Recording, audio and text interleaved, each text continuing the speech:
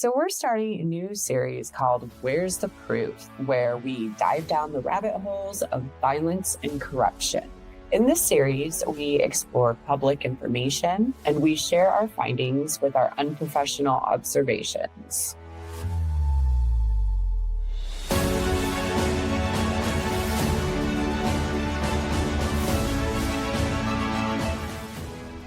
Welcome back to Where's the Proof, Williams County Edition. Today, we're uncovering stories that's not just about numbers. It's about lives. It's about a system designed to protect, but instead chooses to punish, leaving victims unprotected, families shattered, and justice as nothing more than an empty promise. In Williams County, domestic violence calls go unanswered by the justice system. Child Protective Services targets struggling mothers, while fathers walk free. And when it comes to holding abusers accountable, the data reveals a chilling truth. It's not happening. What we're about to dive into isn't just a breakdown of systems. It's a breakdown of trust, of safety, of fairness. And it's all hidden in plain sight. Police reports are going ignored. CPS interventions are weaponized. Courtrooms treat justice like a coin toss. But here's the thing. Numbers don't lie. Data doesn't have an agenda. And today, we're putting it all on the table. So if you've ever wondered why justice feels so out of reach, why victims are left to fend for themselves, and why the system seems rigged against the most vulnerable, this episode is for you. Let's get started. Let's start where every case begins, with a call for help. When you dial 911, you expect action. You expect protection. But the reality is, their hands are often tied, whether it's due to limited resources, lack of training, or gaps in the system that prevents them from taking stronger action. So today, we're not here to criticize law enforcement. We're here to take a look at the bigger picture. When their work stops at the door of the prosecutor's office or the courthouse, what happens when the system treats their reports as paperwork instead of calls for help? Because when the system doesn't back up the police, when there aren't enough tools or accountability, the victims are the ones who suffer. I should point out before we get started that I only covered 2023, which means some cases started in 2022 and others had not yet completed the court process. And I got all of my data from public news articles and different reporting agencies that I found online. I am doing a deeper dive on these numbers over a longer period of time, so I'll be able to show you what's going on in the grand scheme of things, but the data we have so far is already painting quite a picture. In 2023, Williams County law enforcement responded to over 80 domestic violence calls. That's 80 situations where someone called, terrified, hoping for help. And in many of those cases, officers did what they could. They documented, they made arrests where possible. But here's where the system starts to falter. Of those 80 calls, only 43 resulted in charges being filed. That means almost half of those situations never moved forward. Why? Sometimes it's due to lack of evidence, and other times it's because of legal barriers that officers face when trying to make arrests without a clear picture of what happened. There's also the fact that many victims are afraid to move forward with charges in fear of retaliation. As you'll soon see, most cases are never even prosecuted, and when they are, it's merely a slap on the wrist, unless you're a female.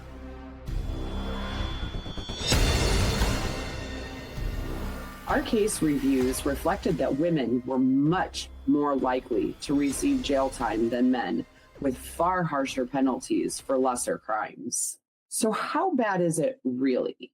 Out of the 43 cases that did move forward, only 15 ended in guilty verdicts. So what does that say? It says the system isn't giving law enforcement the tools they need, and there's a complete breakdown within our court system. And that's a failure for everyone involved. Here's the tough truth. Even when law enforcement does their job, the system doesn't always back them up. And the statistics from the police logs show that's exactly what's happening. So what about those 43 cases? 18 of those cases were dismissed outright, many involving repeat offenders. The logs also reveal repeat offenders cycling through the system. This isn't just about individual cases. It's about a pattern of neglect, dismissal, and inaction. It's more than just a failure of the system. It's a betrayal of victims and the officers doing their jobs. And the result? Victims are left unprotected, officers are left unsupported, and the abusers are left unchecked. Here's what we need to recognize. Police are the first line of defense, but they can only do so much. Without proper training, resources, and legal support, they're stuck in a cycle of responding without resolution. This isn't just frustrating for the victims. It's frustrating for the officers themselves. Most are out there doing the best they can, only to see their work undone by a system that isn't equipped to follow through. And when the first step of justice breaks down, it sets the stage for failure all the way through the process. Let's be clear. I fully support law enforcement. Many of these officers are doing what they can with their limited resources in handling domestic violence cases and restrictive policies that tie their hands. But the problem lies in what happens after the police do their job. The police logs show us where the system begins and where it starts to fall apart. Their reports are only as effective as the system that backs them up. And in Williams County, that system is failing. In the next segment, we'll look at how these failures ripple into other parts of the system, starting with Child Protective Services. When CPS steps in, or doesn't, it can make all the difference. Stay with me. This is just the beginning.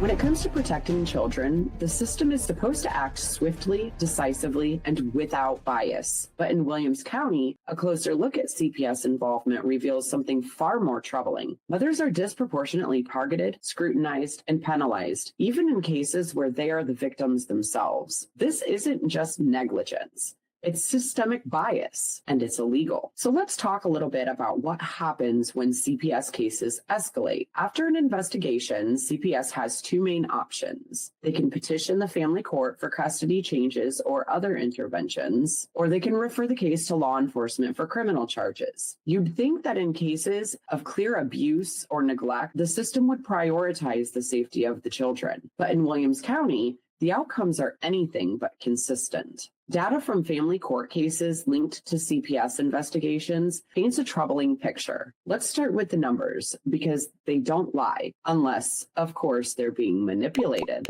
In 2023 alone, Williams County CPS recorded 1,040 phone call intakes, yet over 700 cases were screened out. That's 70% dismissed without investigation. That raises the first red flag. What constitutes as a credible report? And here's where it gets troubling. Statistically, these unnecessary reports reflect false accusations, often stemming from anonymous tips. Did you know that false reporting is illegal under federal law, yet enforcement is practically non-existent? There's no deterrent. Families are thrown into chaos based on baseless allegations, and the accusers, they walk away scot-free. It leads you to wonder, how many of these false reports are repeat offenders weaponizing CPS? What safeguards exist to protect families from vindictive reporting? When you dig deeper, you find that CPS has little to no accountability for how they handle intake decisions. They're not just overburdened, they're overwhelmed with noise. And the children truly at risk, they are getting lost in the shuffle. Now, this part of the data is where it gets infuriating. In 2019, all neglect-related removals in Williams County targeted single mothers. Every single case. I need y'all to let that sink in for a moment.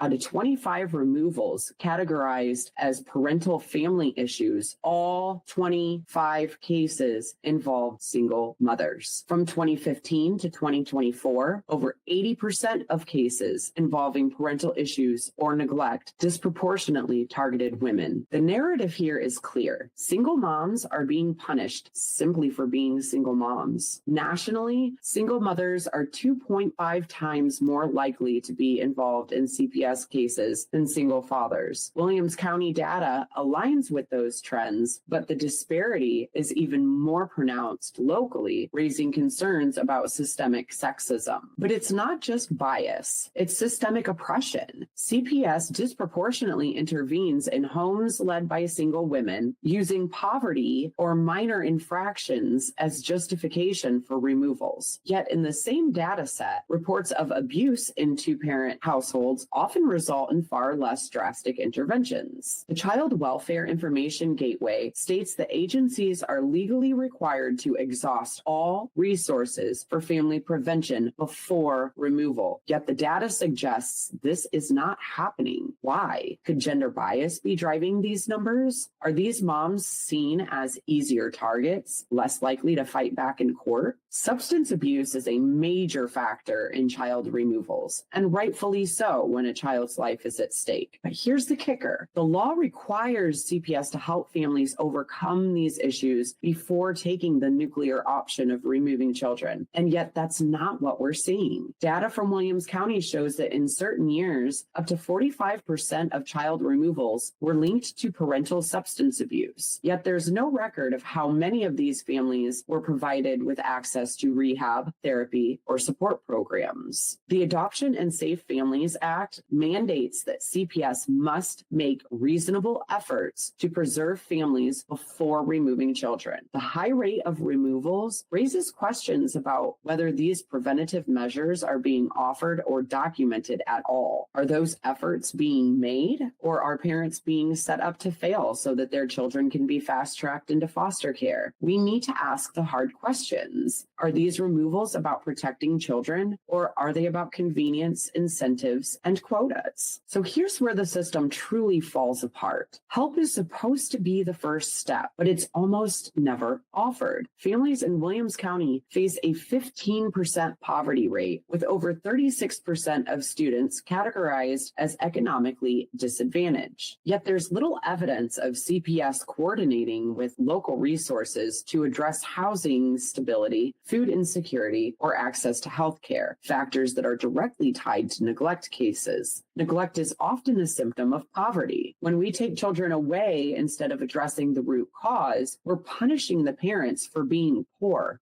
That's not protection, it's oppression. And here's the thing. This corruption isn't just costing families, it's costing you.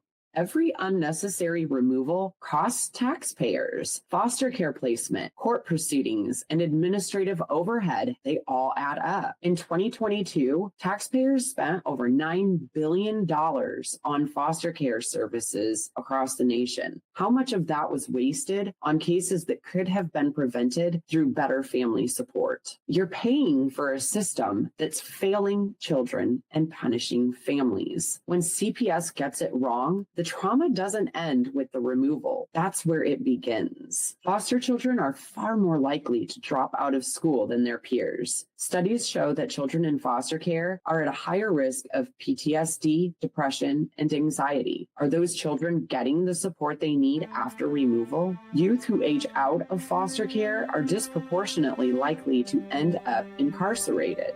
When you take children away without fixing the system, you are not saving them. You're setting them up for a lifetime of hardship.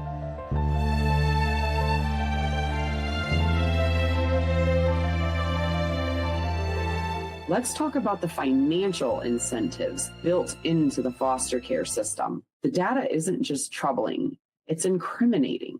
From fabricated evidence to financial incentives for foster care placements, there are clear indicators of systemic corruption within CPS. Before we jump in, it's important to note the difference between custody, adoption, and guardianship. When CPS takes custody of a child from a parent, the child can be reunited with the parents, placed for adoption, or put under guardianship. While adoption permanently transfers all parental rights and responsibilities from the biological parents, a guardianship establishes a legal relationship between the child and the guardian, but it does not terminate parental rights. It's often temporary or revisited periodically and can be terminated by a court if deemed in the child's best interest. Guardianships are also when a parent can't care for a child temporarily due to illness, incarceration, or other issues. Guardians may receive financial assistance through programs like foster care subsidies, state aid, or child support from the biological parents. So let's see what the financial incentives are. States receive $5,000 per child for improving the number of foster care adoptions, $4,000 per child for improving the number of foster care guardianships, $7,500 per child for improving the number of pre-adolescent adoptions and pre-adolescent foster care guardianships. And last but not least, you can earn a whopping $10,000 per child for improving the number of older child adoptions and older foster child guardianships. Based on adoptions and legal guardianships completed in the fiscal year of 2019, the qualifying states and the District of Columbia earned a total of $70.4 million in adoption incentive awards. That's the highest annual total amount ever earned. This total is approximately $3.7 million more than earned in the previous year. This clearly shows prioritization of incentives for adoption versus reunification. It offers nothing to decrease the amount of families in need of help. Wouldn't you want to attack the problem at the root? Most removals are due to neglect, not abuse as required by law. That is systemic failure. When money is involved, children's best interests take a backseat to profit. I need people to understand that when CPS fails, the consequences aren't just bureaucratic, they're life-threatening. Nationwide, 34,800 foster children were reported missing in 2022. In Williams County, records show zero follow-ups for runaways or missing foster children. What happens to these kids? National statistics indicate that many fall into the hands of traffickers. Without follow-up data on missing children from CPS custody, accountability is entirely lacking. And yet, despite these risks, there's no transparency on what happens to foster children in Williams County. Excuses of privacy for minors are all too often taken advantage of to hide the truth. Are there audits, investigations?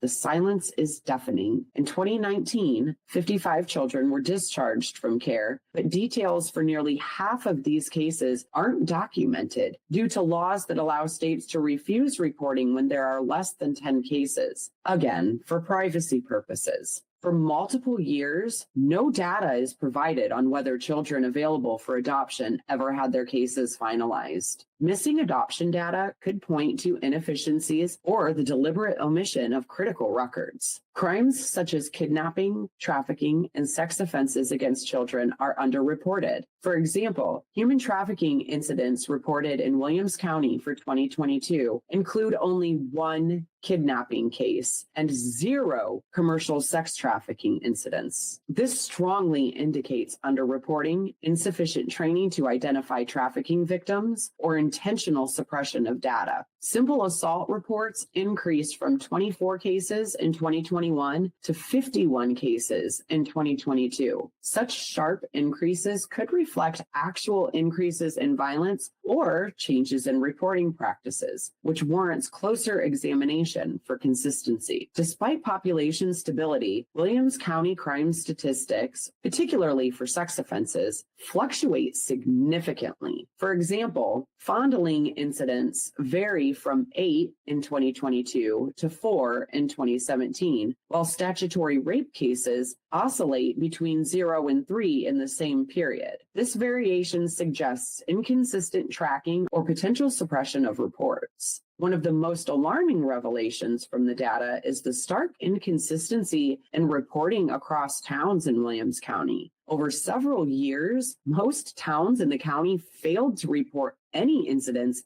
at all. The absence of data raises serious questions about accountability and oversight. The notable exception was Montpelier. They consistently and thoroughly filed reports every year. This disparity begs the question, are these other towns truly devoid of incidents, or is there a systemic failure to document and report them? The lack of reporting from the majority of the county suggests a troubling pattern of neglect, not just of children, but of the responsibility to track and address these critical issues. We've painted a damning picture today, but this isn't just about exposing the system, it's about fixing it. At the end of the day, it comes down to accountability. CPS exists to protect children, not to tear families apart. But until we hold them accountable, the system will keep breaking the very people it's meant to save. This isn't just a problem for the women directly involved. It's a problem for their children. When a system punishes mothers for systemic issues like poverty, lack of resources, or the fallout from abusive relationships, it destabilizes entire families. And when fathers responsible for abuse face little to no accountability, the cycle continues. The numbers don't lie, and neither do the stories. CPS in Williams County isn't just failing to protect children. It's actively contributing to a system that targets mothers, ignores fathers, and perpetuates cycles of abuse and neglect. And while officials might claim they're doing their best with limited resources, the data shows us that this bias is baked into the system. It's time to stop letting excuses mask the real issue, a system that prioritizes appearance over accountability. In the next segment, we'll take a closer look at how these failures intersect with court decisions.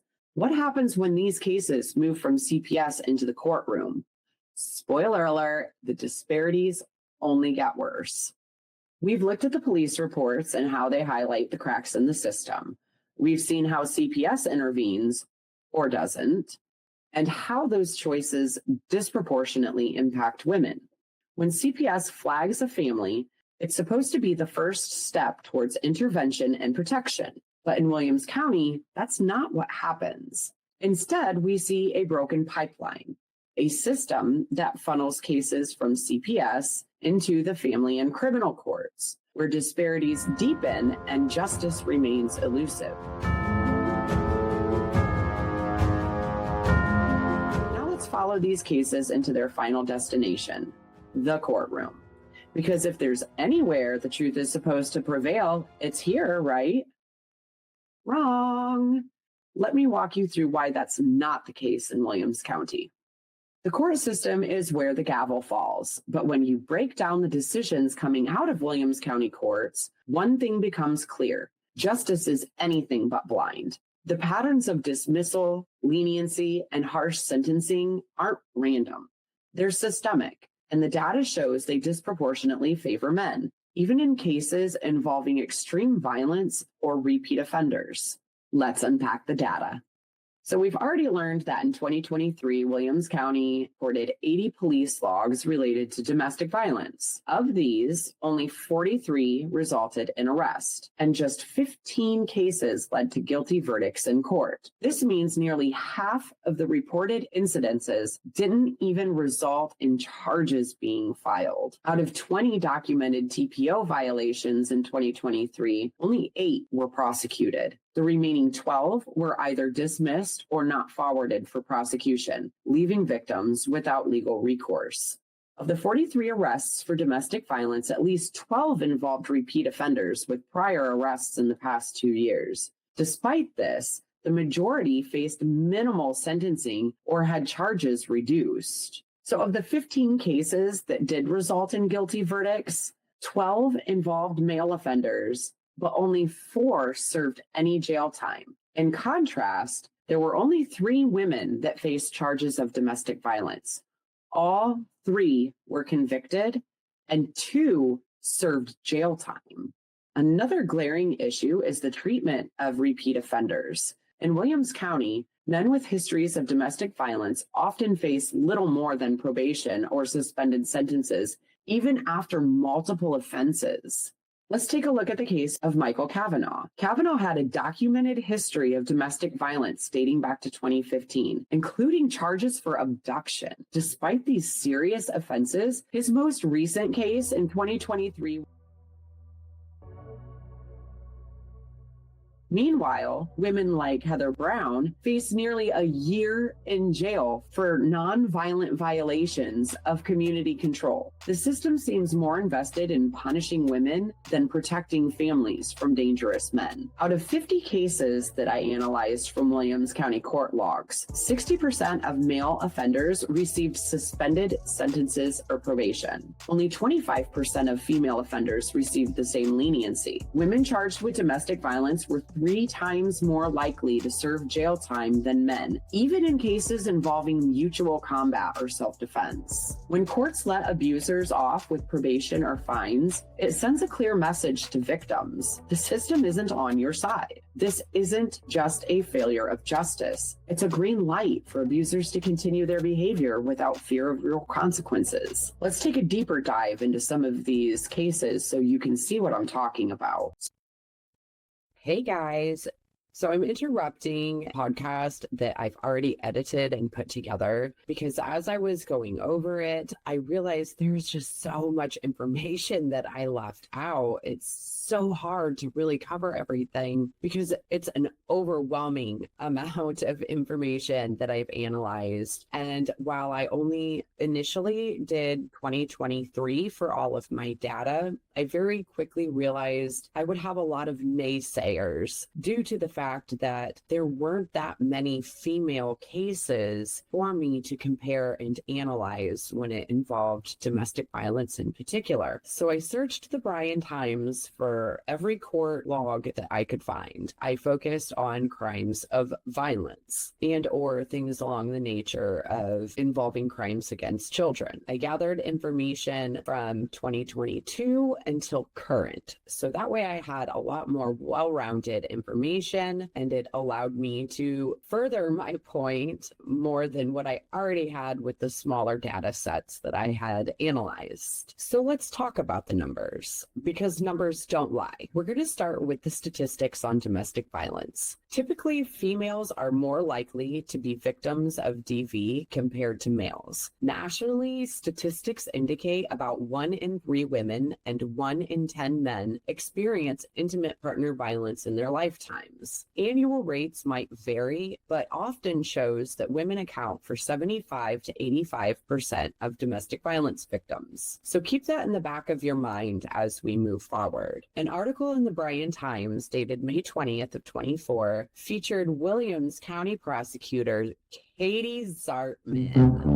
And I tell you, shit was getting deep. It's noted that child neglect, drug abuse, domestic violence, and mental health issues are some of the biggest cases handled by the prosecutors. And they stated that they prosecuted 218 adult felony cases in 2023. Furthermore, 81 cases involved children involved in cases of abuse, neglect, or dependency. In comparison, Defiance County had 35, Fulton County had 10, Henry County had 19, and Paulding County had 16. Y'all realize that's almost triple the amount of Defiance County, right? So she goes on to say, that's not to say that we're taking kids away from families. Really? Because I'm pretty sure that's exactly what that says. But okay, Katie, rock on with your bad self. Let's check some more things that you said. So when it comes to the numbers, first we're going to focus on crimes of violence. Why? Because statistically, men tend to be more violent abusers with more dangerous outcomes. After all, Zartman herself said that domestic violence has been on the rise locally through the years, as well as an escalation in the severity of cases. Of all her statements in this article, I think this one's my favorite. The number of cases going through that has increased exponentially, and we don't really know why. Followed by my second favorite. I don't know what the solution is to it all.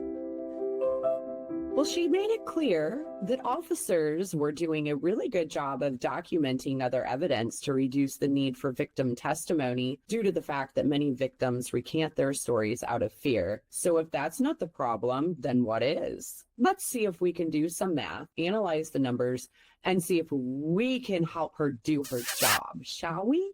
So what do the numbers in Williams County reveal? It's not just shocking, it's downright sickening. We know domestic violence is often involved in CPS removals. We also know that men are most often the perpetrators. So what is Williams County doing to keep women and children safe? Domestic violence is a big issue, according to her, so a good start would be accountability, right? In Ohio, sentencing guidelines exist for a reason, to hold criminals accountable and to protect the victims. But what happens when we look at actual sentences that are handed out for crimes like domestic violence, assault, child endangerment, and even rape?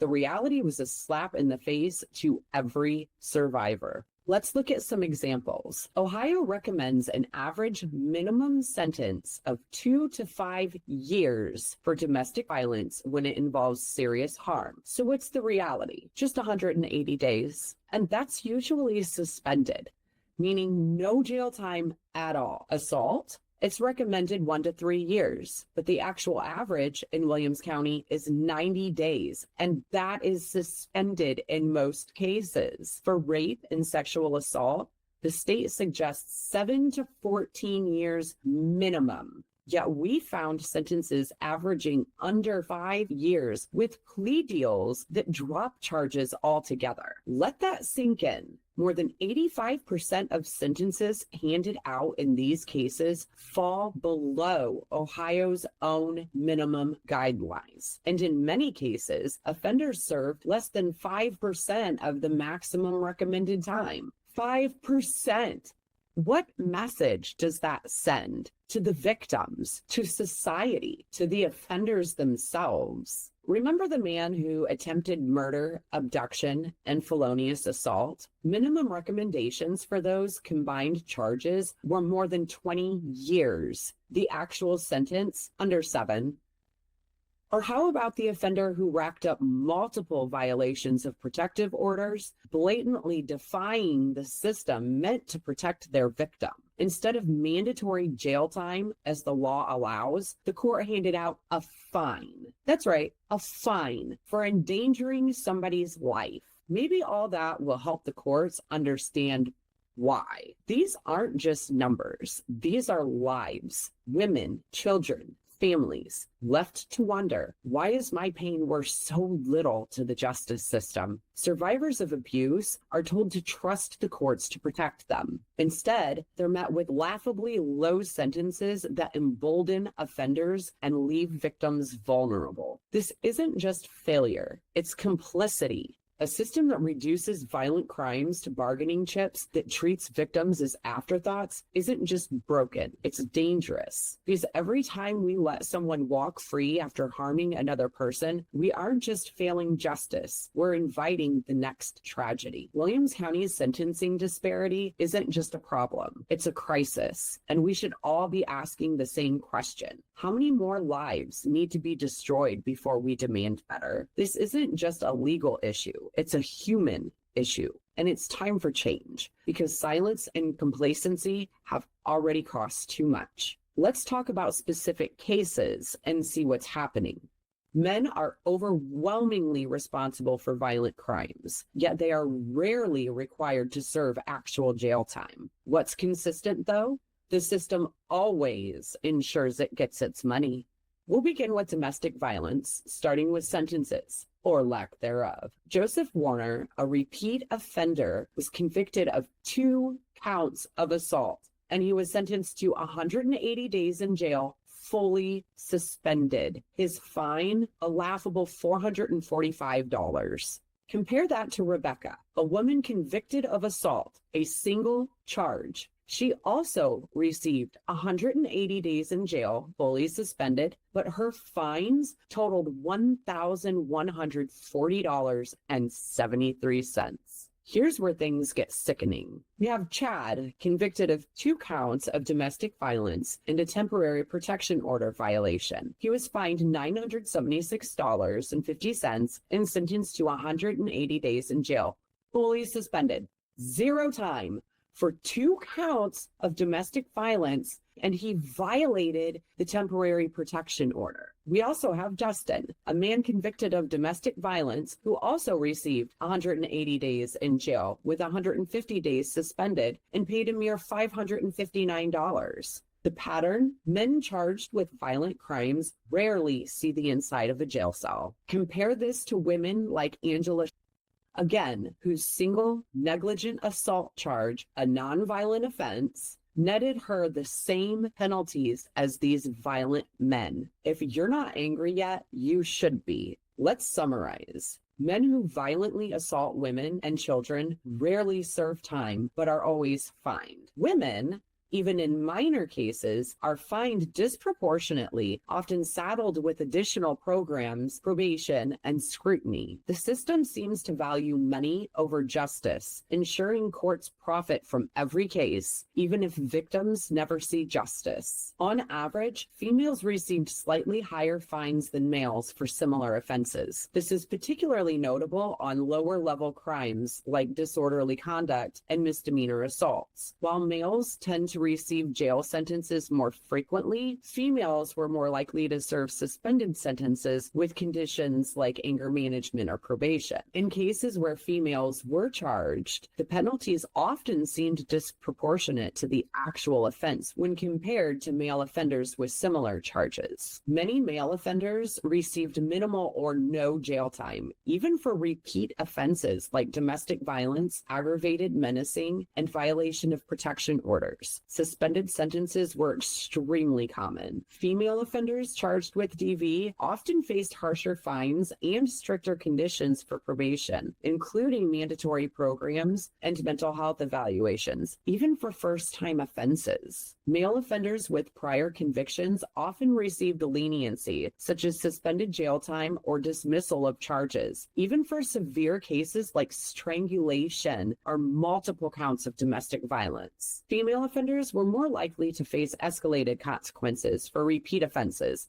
including longer probation periods and higher fines. When it comes to assault, male offenders were often given suspended sentences with minimal probation conditions. Females charged with assault, however, frequently faced mandatory anger management, higher fines, and additional probation terms. When we look at child endangerment, males consistently received fewer punitive measures, while females were more likely to have additional conditions imposed, like mandatory parenting classes or counseling. When it comes to less violent offenses, females were often fined more heavily than males, despite similar or lesser charges. Males were more likely to have fines dismissed or reduced. Male violators often avoided jail time entirely when it came to violating protection orders. Females faced far stricter penalties for the same or lesser infractions. Cases against males were dismissed more frequently than those against females, especially for domestic violence or protection order violations. When cases against females were dismissed, they often came with significant conditions, such as mandatory programs. This analysis indicates gender disparity in sentencing. Despite committing similar or lesser offenses, females often face stricter conditions, higher fines, and mandatory programs. Male offenders, even those with repeat offenses or more violent charges, were frequently given lighter penalties, and many cases were outright dismissed. The justice system is supposed to be fair. It's supposed to protect victims, punish offenders, and enforce equality. But let me tell you something. It's failing. And worse, it's failing in ways you wouldn't expect. So let's look at the specific numbers and see what's really happening. Male offenders on average received fines of $560 for offenses like assault and domestic violence. Female offenders, $710. That's 27% higher. And for what? Similar or sometimes even lesser charges. When it comes to jail sentences, male offenders are jailed in 38% of the cases, and even then, most sentences were suspended. female offenders, 52%.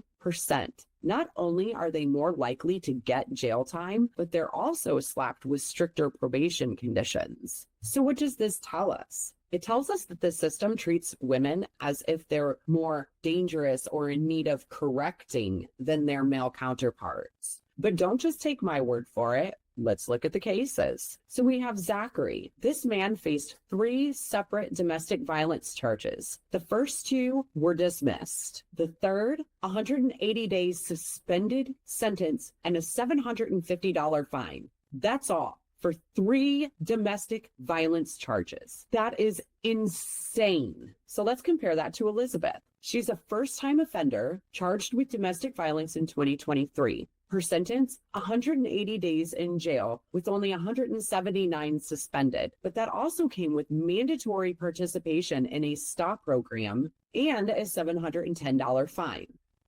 Why is a first-time female offender punished more harshly than a repeat male offender with 3 domestic violence charges, folks?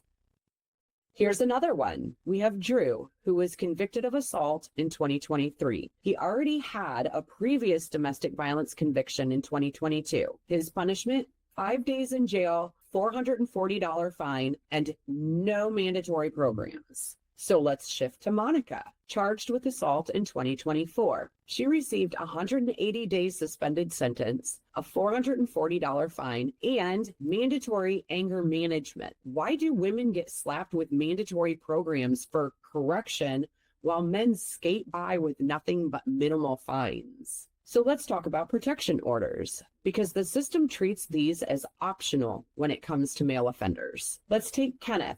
This man violated a temporary protection order in 2023, just 3 months after a domestic violence conviction. His punishment, a $434 fine. No jail time, no mandatory programs, nothing. But then we have women like Jessica, where even a nonviolent offense like disorderly conduct led her to 30 days in jail. How is a disorderly conduct charge more harsh than a violated protection order? Make it make sense. This isn't just an oversight, and this isn't just the way the system works. This is systemic bias. The courts dismiss nearly 45% of male domestic violence cases. For female offenders, only 28% got dismissed. And when women are convicted, they face higher fines, harsher jail sentences, and more probationary requirements. This isn't just unfair, it's dangerous. When male offenders get slaps on the wrist, it sends a message to their victims. Your safety doesn't matter. For repeat offenders like Joshua Smallwood, it took 7 years and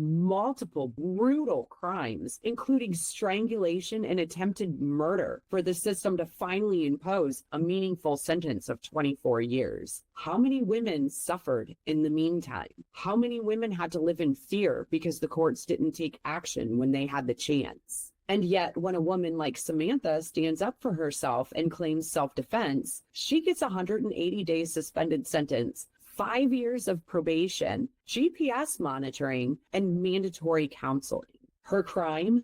Retaliation against an alleged abuser. I would also like to point out in that case that out of hundreds of cases that I researched, this case was only one of maybe 3, I believe, that even received any kind of GPS monitoring. The other 2 cases were rapists. The system is failing women in 2 ways. First, it punishes female offenders more harshly for lesser crimes. Second, it refuses to take male violence seriously, especially against women. Let me be clear, this isn't justice.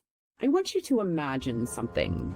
Imagine being a woman who's been beaten, strangled, or terrorized by someone you thought you could trust. You gather every ounce of courage you have to go to court, to face your abuser, to fight for your life. And what happens?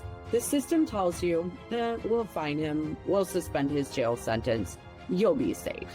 But you're not safe, because what does a $434 fine mean to a man who's already shown that he has no respect for the law? What does a suspended sentence mean to someone who's been given chance after chance after chance? It means nothing. And while the system bends over backwards to give these men one more chance, it makes an example out of women for the same or lesser crimes. They get the full weight of the law. Why?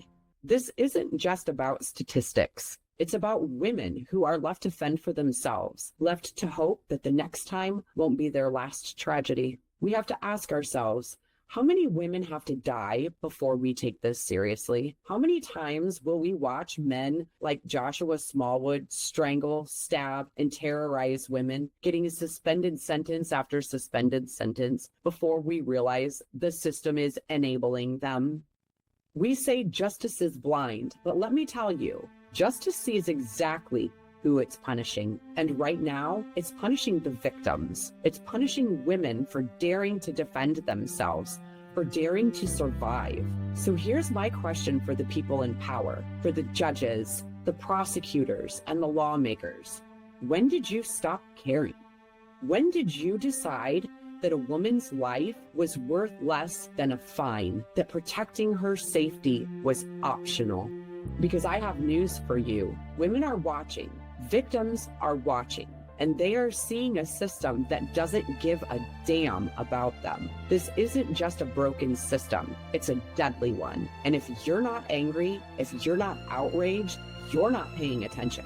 The next time you see a headline about a woman murdered by her abuser, I want you to remember this. I want you to remember that she probably called for help. She probably reported the abuse, and she most likely begged the courts to protect her, and they didn't. I know because I've been that girl. Not only did I not get any help, I spent more time in jail than my violent abuser did. This isn't the end of this conversation. It's the beginning, because until every victim is heard, until every abuser is held accountable, and until justice is truly blind, we won't stop fighting.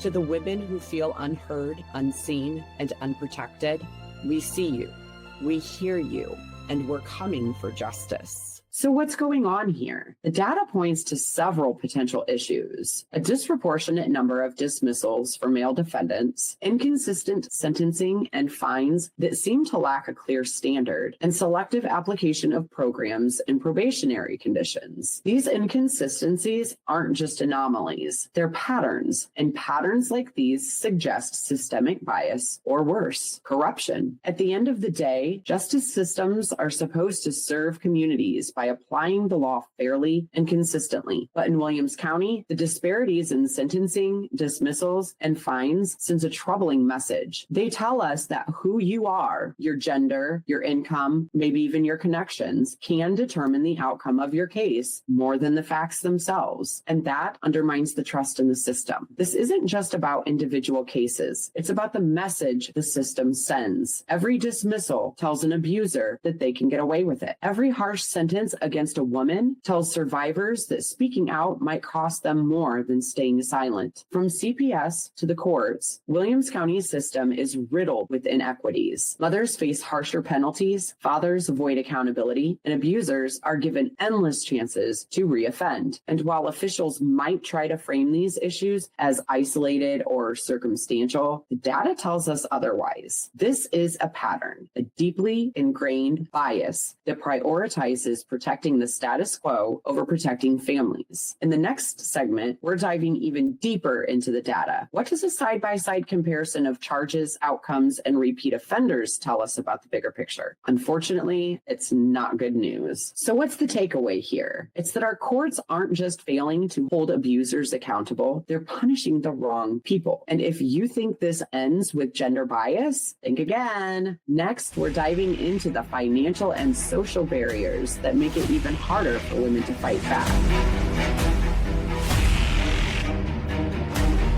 If there's one thing the court logs and data make clear, it's this: justice in Williams County isn't just about what you've done. It's about who you are and what resources you have. For many women, the barriers to injustice aren't just legal. They're economic, they're social, they're systemic, and they are impossible to ignore. Let's start with the dollars and cents. Fighting for justice is expensive. Lawyer fees, court fines, program requirements, gas money to go from here to there, they all all add up. And for many women in this community, it's a price they simply can't afford. Elizabeth, who we discussed earlier, not only served jail time for her domestic violence charge, but was also required to do the programs and probation in addition to fines. Programs like STOP can cost hundreds of dollars, not to mention the transportation, childcare, and lost wages involved in attending. For someone like Elizabeth, this isn't just a sentence, it's a financial burden that ripples throughout every aspect of her life. Meanwhile, men like Joseph Ditch, who faced the same charge, walked away with no jail time, no program requirements, and a simple fine. The difference of financial impact, it's staggering. When it comes to fines, the disparity grows even murkier. While fines for women like Elizabeth and Emily hover consistently around $700, men's fines varied widely, somewhere as low as $345 for telecommunications harassment, while others exceeded $1,100 for child endangerment and other offenses. The inconsistency is baffling, and it leaves us wondering, what determines these fines? Is it the severity of the crime or the ability to pay? The financial strain of navigating the system disproportionately affects women. Why? Because women are far more likely to be the primary caregivers, earning less than their male counterparts and having fewer resources to begin with. But it's not just about money. It's about perception. Women who enter the justice system, especially as survivors of violence, face a level of stigma and scrutiny that men rarely experience. The fallout from these economic and social barriers doesn't just affect the women. It affects their families. Children are often caught in the crossfire of a system that punishes their mothers for trying to survive. These aren't just stories. They're systemic failures. When women are pushed to the brink by economic and social barriers, the system doesn't just fail them, it punishes them, and it punishes their families. But this isn't where the problem ends. Next, we'll look at the intersection of these issues and how they lead to even bigger failures, like repeat offenders walking free while survivors struggle to rebuild their lives. We've talked about the numbers, we've shared the stories, and we've broken down the systemic failures that keeps injustice out of reach for so many in Williams County. Now, it's time to break down the most important question. What can we do about it? The first step in fixing a broken system is understanding it, and that requires transparency. We need access to more detailed records, explanations for dismissals, and accountability for sentencing disparities. We need to push for a publicly accessible database of core outcomes. If we can see patterns like 18 men walking away from domestic violence charges while women are sentenced for far less, then so can the officials. And it becomes harder for them to be able to look the other way. Without transparency, bias thrives. When the system hides behind bureaucracy, accountability becomes impossible. Justice shouldn't depend on how much money you have or whether you have a ride to the court mandated programs. Women are being set up to fail when they're handed financial penalties and logistical barriers that they can't overcome. Advocate for sliding scale fees for court programs and expanded access to free or affordable transportation and childcare. These aren't luxuries, they're necessities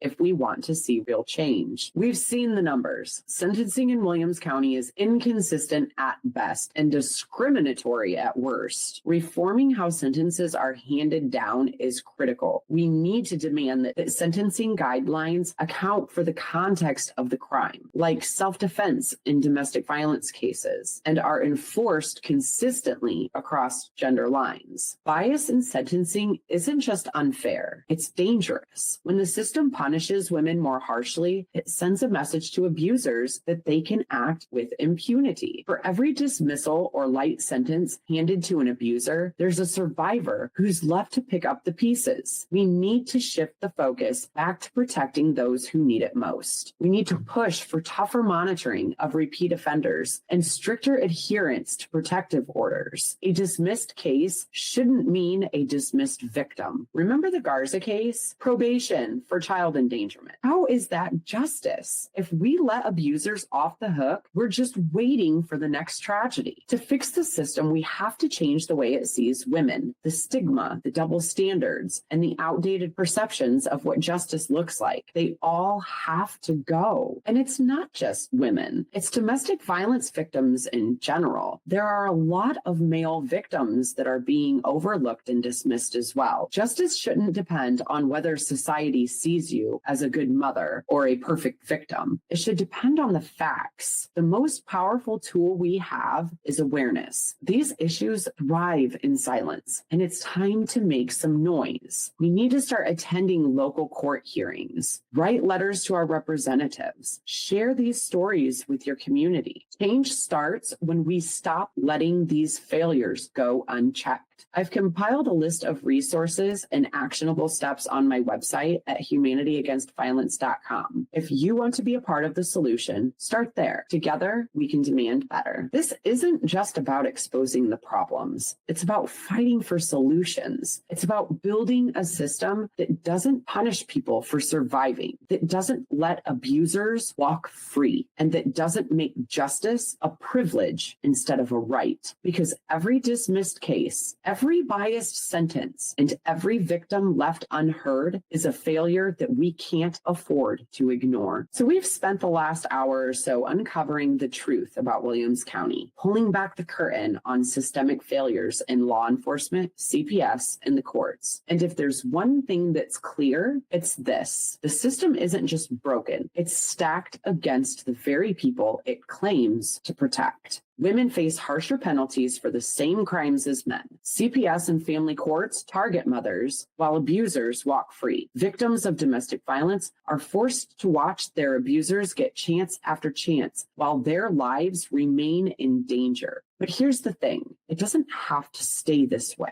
While many officers are doing everything they can, lack of funding, resources, and support leaves victims vulnerable, and repeat offenders slip through the cracks. Instead of being a safety net, CPS and family courts have become a trap for mothers who are trying to protect their children. The numbers don't lie. Men are more likely to have their cases dismissed or receive lenient sentences, while women face disproportionate punishments. This isn't justice, it's bias, and it's costing lives. So where do we go from here? First, we demand accountability. If you're a resident of Williams County, show up. Attend town hall meetings, ask the tough questions, hold your leaders to their promises. Share this episode, share the data, share the truth. The more people know, the harder it is for those in power to ignore. Lastly, we need to protect one another. If you or someone you know is in danger, don't wait. Reach out. You can visit my website at humanityagainstviolence.com or check my link tree for resources. There's help, and you're not alone. Every dismissed case is a story unfinished. Every lenient sentence is a signal that violence is tolerated, but we can change that. Change doesn't come easy. It comes with voices raised, with truths exposed, and with communities standing together. So let's stand, let's speak, and let's demand the justice that victims, our neighbors, our friends, our families deserve. Because at the end of the day, proof isn't just in the numbers. The proof is in our fight for change. And together, we'll make sure they hear us loud and clear. Stay safe, stay vigilant, and never stop fighting for justice.